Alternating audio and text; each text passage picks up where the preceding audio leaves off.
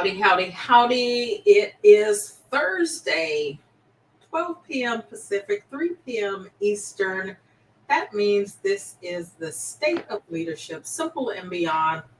That is Robert Hilliard. I am Whitnie Wiley, the incomparable Robert Hilliard, that is.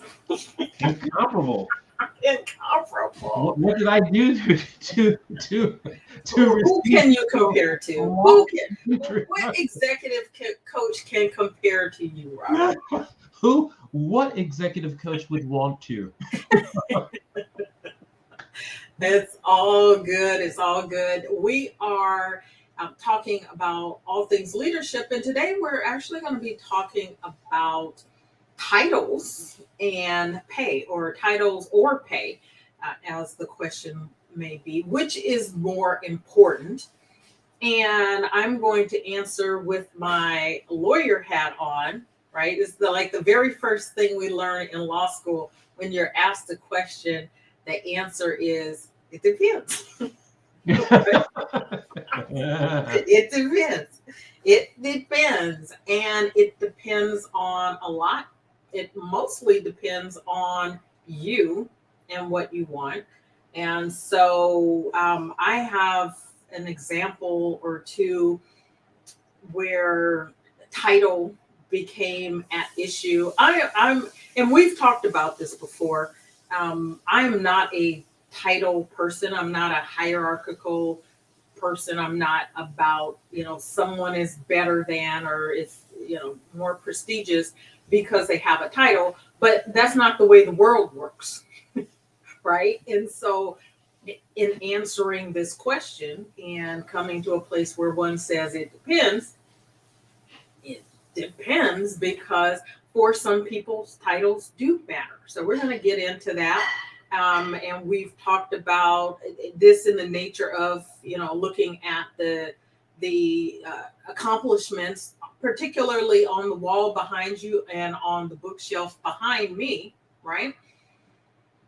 Well, in the ordinary course of business, these things may not matter to us. They matter to other people. And so if it matters that you have a particular title for what it is you want to do or what you want to get out of your career or what you want in life, then it has to be important to you on some level. The same thing with pay. What does that pay do for you? So before we dig in, any opening thoughts on this topic, Robert? Yeah, this is a very interesting topic, and this is based off of an article that you sent to me, and you wanted to talk about it. And as you were talking, I started, I always like to write notes when you're talking because things pop into my head and you drop these gems. I have that effect on people. You do. It's like, I want to write down. What is she talking about? So one of the things that I wrote down is title, pay, or growth. Because that's another spin on it. So it really depends on what you want to do. Know where you're going in your career. Absolutely. Some people, they think titles are, in a lot of organizations, they think that titles are the ultimate sign of accomplishment. I worked in organizations where people who were my peers, once they got that title, they stopped talking to me because I was beneath them. They didn't want to talk to me anymore. Or they talked to me, but they felt that they could give me orders even though they were not in my line of business. So, and I would just look at them and I'd be like, your title is fantastic. However, I only respond to people in my line of business. Now, if you want me to help you, I will definitely consider helping you, but I'm not going to take orders from you because, just because you have a title doesn't mean that you can give, run around and give everybody, orders and expect it to be done. Now, would you like my help? That's how I approach that. I've worked in organizations where if they hit a certain level, executives, they wouldn't even acknowledge you. So if you said hi to them, they would look at you and just like keep what you. So I'm not a big title person. They say that.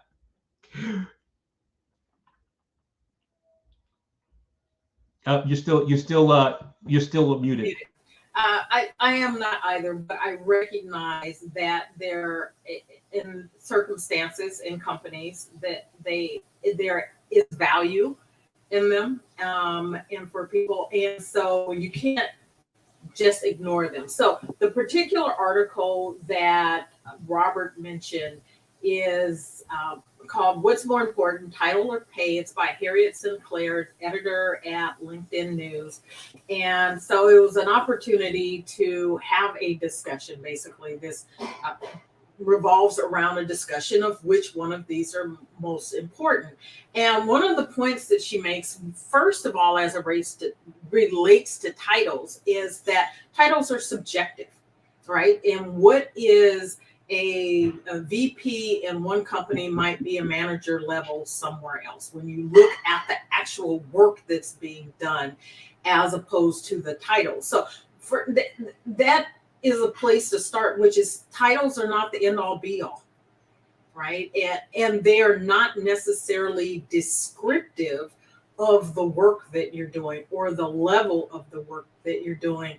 And so you could have a title of VP, but when you outline the work that you're doing, you put it on the resume and you're looking at your next job, and you go to a company where VPs are at a technically higher level than the work that you've been doing, it'll be obvious based on your duties and responsibilities and who's working underneath you.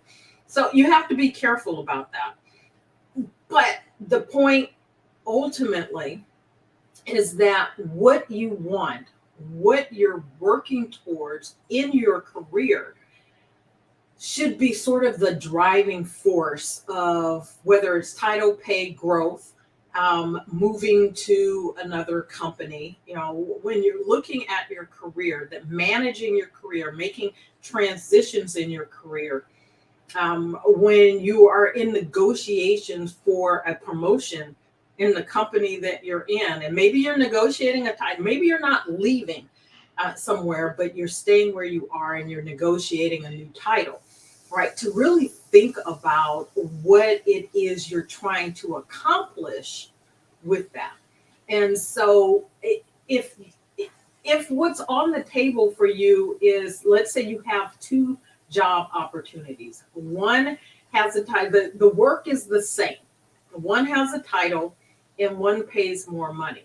Which one do you take? Let's say all things being equal, one just has a better title and one has more pay. Which one actually moves you in your life and your career closer to where you want to be?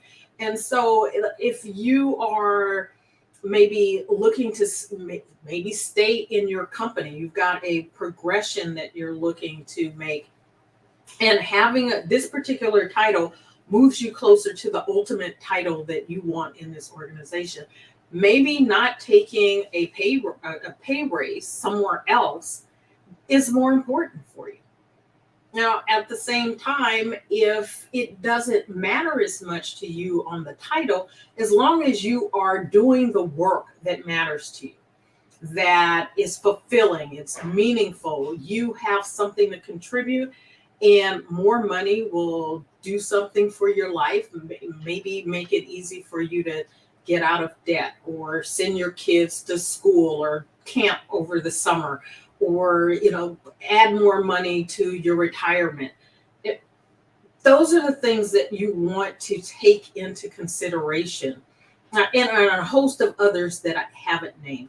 So ultimately, it becomes more about what it is you want in your life, what your vision is for your life, what it is that you want, and what it is you want in your career.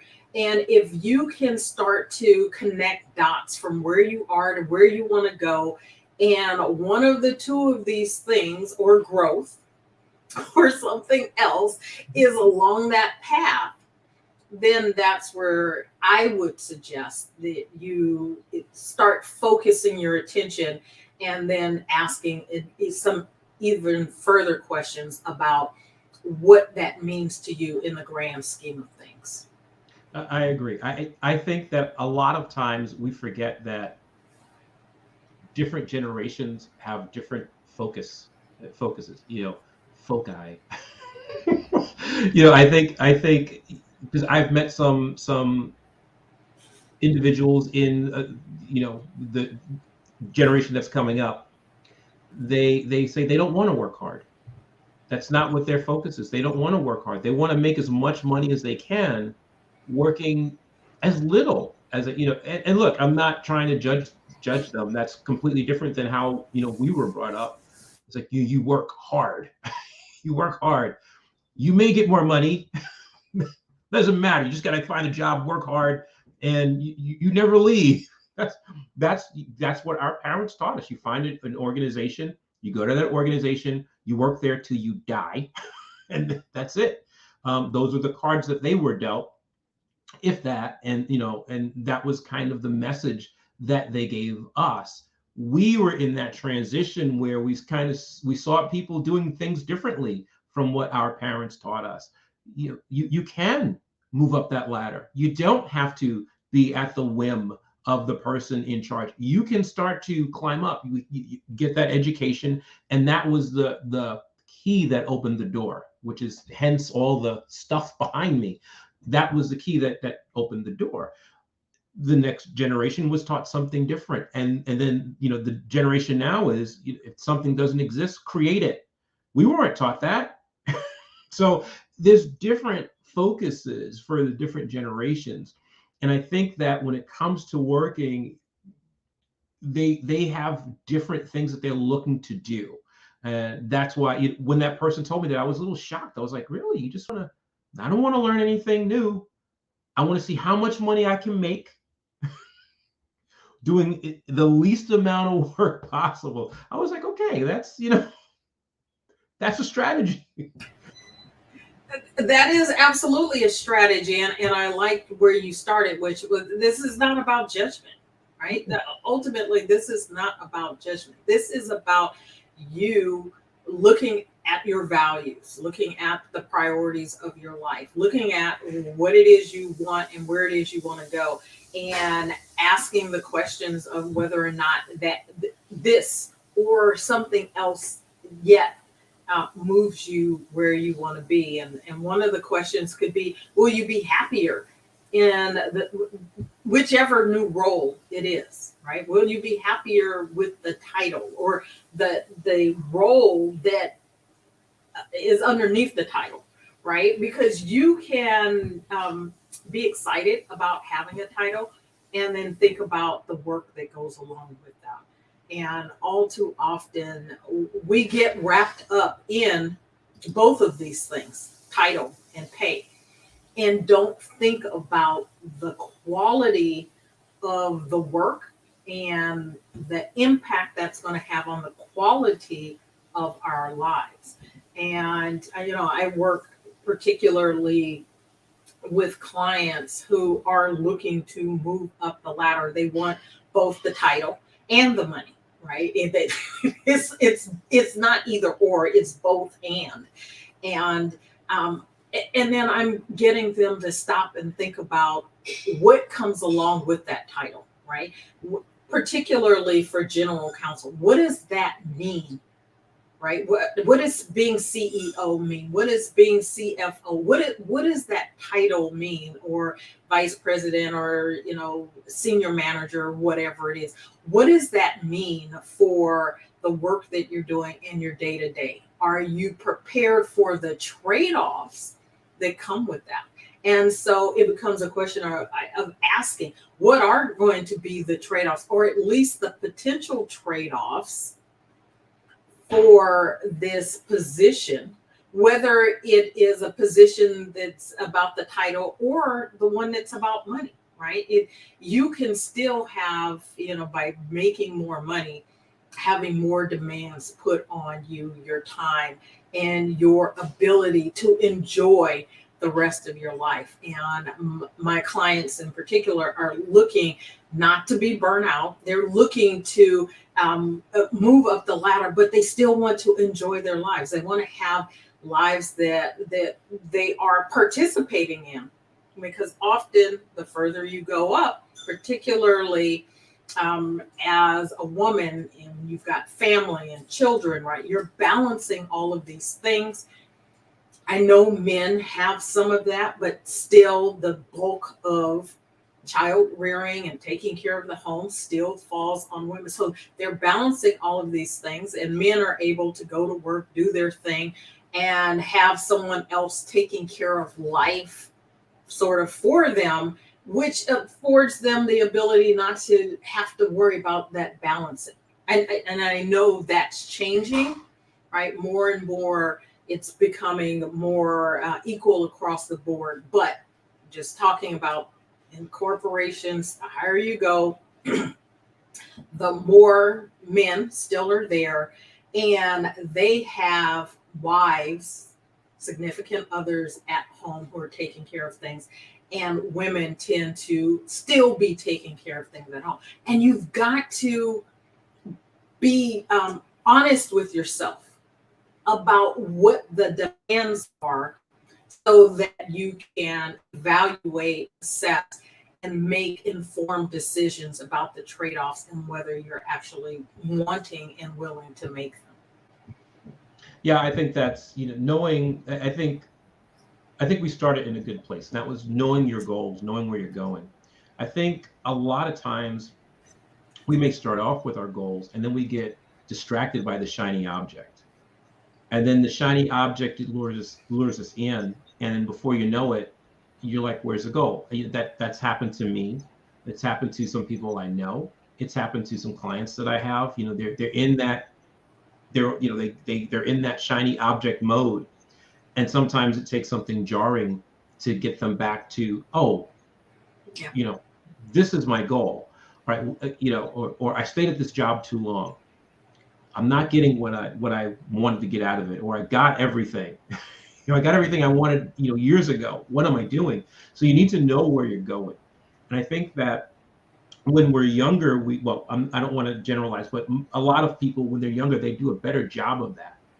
And I think that when they get in the throes of working and making a living and family, and before you know it, this was my goal, and oh wow, I have a kid now, that becomes the focus, and they lose sight of that. I'm not saying it's right or it's wrong, and they may stay in a job or will look for, okay, now I need more pay, or now I need a bigger title, because in order for me to get the pay, I need the bigger title. But if they look outside of their job, they may find that they can get the same pay with less stress, or more pay and just not the title. So knowing what where you are going, and keeping that, even when life gets to be hectic for you, having that check-in with yourself and say, okay, where, is this, what's going on here? How can I adjust to make sure I'm hitting the mark that I want to hit in life? And I think if you do that, you'll have a lot less regrets. The generation before us, the trope in all the movies was, the guy that never got the opportunity to live their dream because they had a kid and got married. That was the trope. We saw that in movies all the time. It wasn't so much with women. It was mostly guys. It does happen with women, or it did, but that was a trope. That's kind of, we moved away from that a little bit, I think. And people are more aware, I think, than they have been in the past. But there are some folks that get caught up in just working and working and working. They get on that treadmill and they don't stop and breathe and think.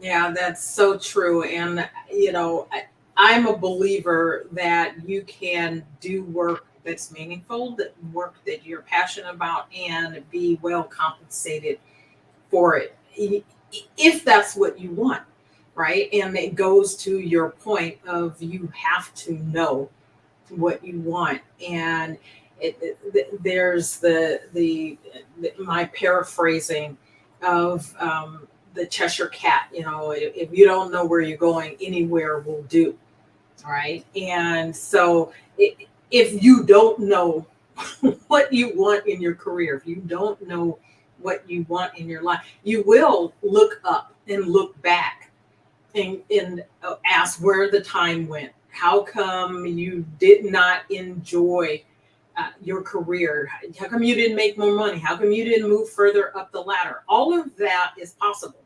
Again, it doesn't have to be either or. It could be both and, or all three and, including the growth, right? You want to grow as a person, as, grow in your ability to take on increasing responsibility, if that's what you want to do.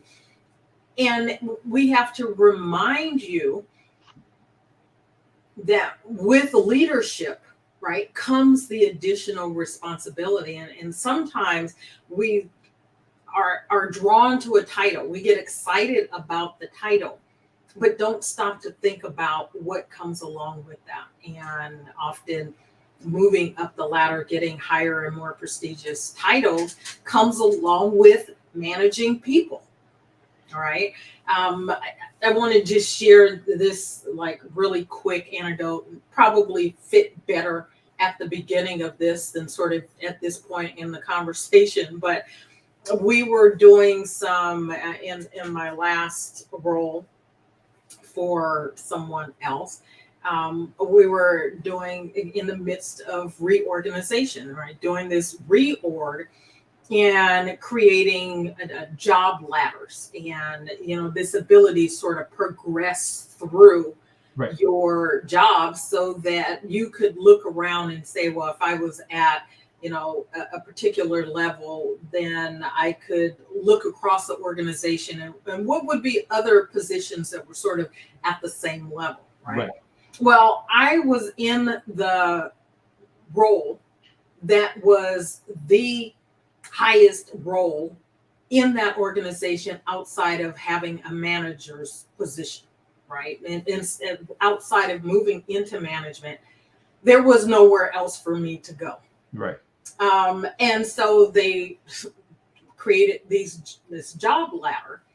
And the really interesting thing was when we're working through the process with HR and they were looking at like level 1, level 2, senior, right? At the point I had been there, I'd been doing the senior work since the day I got there, right? So we're developing this and we're having these conversations about, I was like, it doesn't matter, right? One, to me, I didn't really care. But two, the way it was being done, there wasn't anywhere for me to go. I was as high as I was going to go. I hadn't topped out on salary, but unless I decided to go into management, and there were not a lot of managerial positions that I was interested in there were only 2. It didn't really matter. And so again, it became about my values, right? It was about my values. Ultimately, I landed in the senior role, but like I said, I was doing the work of a senior in that position pretty much from the day I got there, because being a senior was about autonomy, right? That you know what you're doing and you're relying on other people, you're relying on your boss, very little. So for strategy would go to my boss, but that was pretty much the way it was from the day I got there. And so, and it didn't come with any more money, right? So you created this ladder, 1, 2, 3, and senior, whatever it was.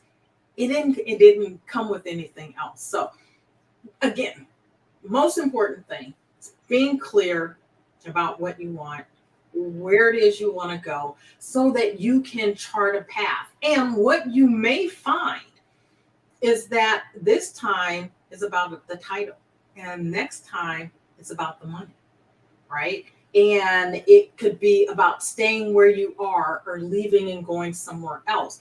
And so again, if you know where you're going or you know where you want to go, being able to chart a path, or at least a potential path that will get you where you want to go, where you can be informed and make the decisions as you are taking, moving step by step, will be to your advantage. I totally agree. Years ago, I worked in a financial institution, and we were involved in a train the trainer, and we had this consultant come in, and they were training us on this. I forget the name of it, but it was a really good program, and it was looking at your career and where you want to go. And some moves were up, some moves were across, some moves were down. And I remember when the concept, now for me, I was a person that was newer to the organization, but there are some people that were in my department that have come up through the organization and then ended up in my department. And when the concept of going down in your career came up, they were like, "Why? Why would you do that?" Well, maybe you're getting older and you don't want the responsibilities anymore. It's okay to take a step down in your career. It's okay to move laterally in your career. And it was really interesting. So when we presented that to the whole purpose of it was to put people in jobs that excited them. Yeah. That was the whole purpose of it. And I don't know who, I gotta reach out to my former manager because I'm still in contact with her, and I need to figure out who was responsible for bringing that in to the organization, because it changed lives. Because people had been working there and being promoted to positions that they hated because senior leadership would see that person and go, "Oh, they'd be great in this position," offer them this job. And those people being afraid that if they said no, the opportunity would evaporate and they would be stuck where they were forever, took these promotions, and then they were stuck in these promotions that they hated. And I remember I was facilitating this class, and we talked about moving laterally. And this one woman shot up in her seat. She goes, "I knew it." She goes, "I knew it. I knew that I wasn't wrong, thinking that I should move over to project management. Just, I hate what I'm doing right now." And okay, so then the second part of that was putting a plan together and helping this person move to the department where she had passion, where her passion was. So she moved to this department, to project management, and she was thriving. So instead of being stuck in this, what they thought was this great position, had this great title, she moved over and she lost the title. It was, pretty much the same pay. She lost the title, but she was way happier. So that was a huge lesson. That happens. So I want to provide an example. This is not my own. This is, sort of what happens in the world in terms of titles. And notwithstanding the subjectivity of titles and them being different from company to company, but if you are looking on a particular career path and you look across companies to do some research, so I'm sorry, but I'm going to suggest you do some research if you're looking to make some moves. Do some research. You want to grow strong, you got to eat your vegetables. And look at what it takes to get the position that you're ultimately shooting for in a company, whether it's general counsel or CEO or CFO or whatever, some other C-suite or some middle management before you get to the C-suite, right? Look at the job announcements across a wide range of companies and what it is they're looking for you to have in terms of your skills, abilities. Often it will say, 3 to 5 years at an executive vice president level or, at a managerial level or whatever, right? Sometimes it will just say increasing responsibility, that you're able to prove that. Other times it will list out specific titles. Again, notwithstanding the titles may not match perfectly from job to job, but if you're seeing a theme of particular titles being on the path to where you're trying to go, then maybe taking positions based on the title becomes important on your path to getting where you want to go. right? And if you can bring the value that is necessary where you're going, maybe you can negotiate the salary you can get both. Yeah. Right. So again, it becomes a matter of where it is you want to go, taking the time to understand what it takes to get there, filling those gaps. And if taking a position with a particular title or negotiating a change in title for the role that you have so that it fits in with what someone else is looking for.